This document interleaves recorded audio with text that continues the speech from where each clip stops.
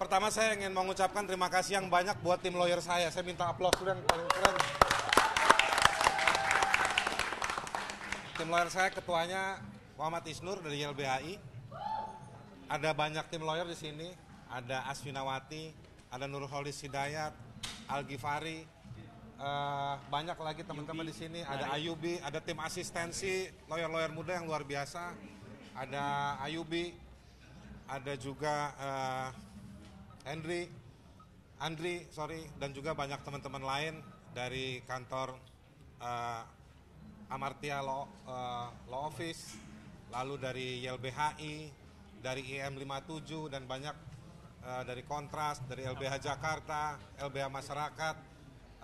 Nanti kita keluarkan rilis yang paling lengkap soal siapa saja kantor dan lawyernya. Mereka lah adalah penegak hukum yang paling tinggi integritasnya hari ini di Indonesia. Mereka bekerja dengan pengetahuan, mereka bekerja dengan skill, mereka bekerja dengan dedikasi waktu dan tenaga yang luar biasa. Kalau boleh ada kemenangan-kemenangan untuk menunjukkan siapa lawyer terbaik di Indonesia, adalah mereka tim kuasa hukum saya yang dipimpin oleh Muhammad Isnur. Dan saya yakin dengan hati saya yang paling penuh. Sekali lagi saya mau ucapkan terima kasih kepada tim lawyer saya. Yang kedua, saya pikir doa dari keluarga Fathia, keluarga saya, gak henti-hentinya dan luar biasa. Support dari teman-teman gerakan sosial, seperti yang teman-teman bisa lihat di luar, dari KASBI, Social Movement Institute, semua jaringan korban, aksi Kamisan dari seluruh kota, teman-teman anti korupsi. Menurut saya ini adalah gerakan sosial yang paling termanifestasi dengan sangat baik di ruang pengadilan. Ini yang kita sebut sebagai aktivisme pengadilan yang berpihak pada hak asasi manusia, lingkungan hidup, dan juga masyarakat adat.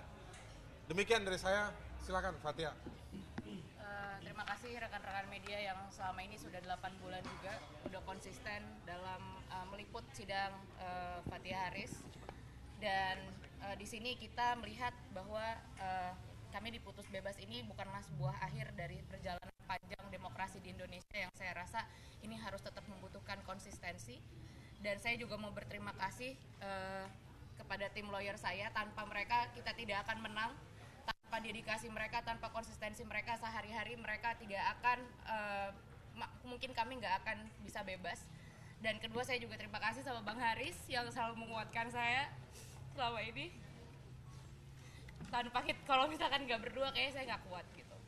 Dan segala pelajaran yang saya dapat di dalam selama persidangan ini, dan juga kepada seluruh masyarakat, kepada seluruh gerakan sosial yang ada di luar sekarang, yang benar-benar sudah berjerih payah, selalu bersolidaritas, dan saya harap solidaritas seperti itu tidak hanya berhenti di kami berdua, tetapi juga di banyak momen-momen lainnya untuk kemerdekaan, demokrasi, keadilan, hak asasi manusia, dan lingkungan hidup yang bersih dan sehat, dan juga anti korupsi.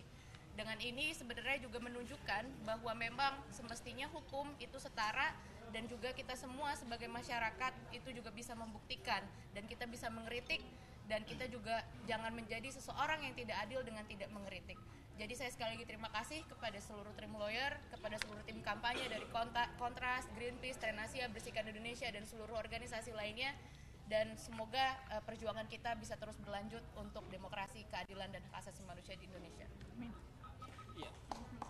Pertama dari kami apresiasi kepada Harisan Fathia yang sejak awal tidak mundur sedikit pun, menjaga integritasnya, menjaga kebebasan berpendapat, dan ini menjadi contoh kepada seluruh rakyat Indonesia, pada seluruh aktivis, mahasiswa, pelajar, jurnalis, dan lain-lainnya, untuk tidak takut berbicara, untuk tidak takut menyampaikan kritik dan pendapat, tidak takut menghadapi para penguasa yang kemudian dengan semena-mena melaporkan. Satu, itu apresiasi kepada Harisan Fathia yang nggak ada mundur sedikit pun.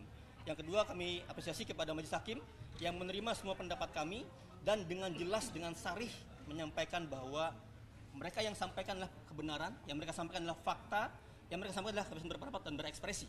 Dan itu juga bagian dari jaminan buat semua orang bahwa orang akan dilindungi oleh hukum. Walaupun saat ini kepolisian dan kejaksaan menuntut ya, tapi hakim pengadilan membebaskan. Itu pesan yang sangat jelas buat semua orang, jangan takut, jangan mundur, jangan kemudian berhenti untuk menyampaikan kritik. Yang ketiga, kepada seluruh tim advokat, tim penasihat hukum, atas kerja kerasnya, atas kemudian bergadangnya, berhari-hari menyusun pledoi dan lain-lain, setiap Senin ke sidang, ini adalah sebuah kerjasama yang luar biasa, dan kita akan bertarung, kita akan mempertahankan setiap jengkal pendapat masyarakat di mana berada untuk tetap mereka berani. Demikian. Ya.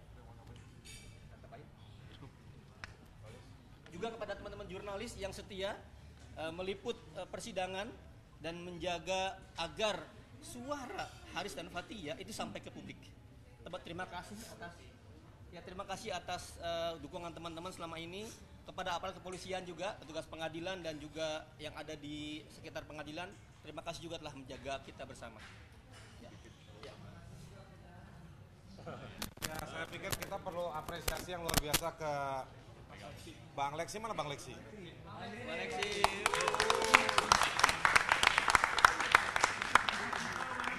Jakarta Nikus dan juga Om Dito. Mana Om Dito? Dito terdakwa 204. Tambahan, Rip?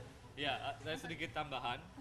Jadi apa yang disampaikan majelis hakim membuktikan ya putusan pengadilan hari ini bahwa apa yang kemudian diriset oleh kawan-kawan ya 9 organisasi dan disampaikan oleh Haris Azhar dan Fathia itu adalah fakta.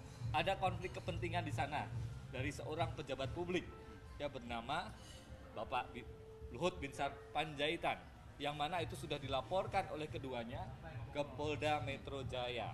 Ya, oleh karena itu mestinya ketika kita berharap, ketika kita ingin hukum itu setara, ya polisian harus menindaklanjuti laporan mereka. Saya kira itu penting. Dan yang kedua, yang terakhir dari saya, ya ada sedikit harapan ya terhadap demokrasi kita ketika putusan ini diambil, dan kita berharap Mahkamah Agung konsisten gitu ya. Kalaupun nanti ada upaya hukum gitu ya. Dan meskipun demikian, ya ada catatan bahwa hari ini ada Undang-Undang ITE, ada KUHP begitu ya yang masih mengancam kemerdekaan berpendapat dan berekspresi. Saya kira Terakhir, dari saya tambah sedikit, tujuan awal penelitian, tujuan awal podcast adalah mendorong, membuka, dan kemudian membantu teman-teman Papua yang saat ini mereka mengalami kekerasan, pelanggaran HAM di mana-mana terus setiap hari. Maka tujuan awalnya kita terus mendorong, menemani, dan membantu teman-teman Papua yang sampai saat ini masih terdapat hak asasi manusianya. Dengan demikian, penuhi keadilan, penuhi hak asasi manusia, penuhi hak-hak warga adat Papua dan lain-lainnya. Terima kasih dari saya, dari kami. Selamat siang semuanya. Ya. Terima kasih. Terima kasih semuanya. Thank you.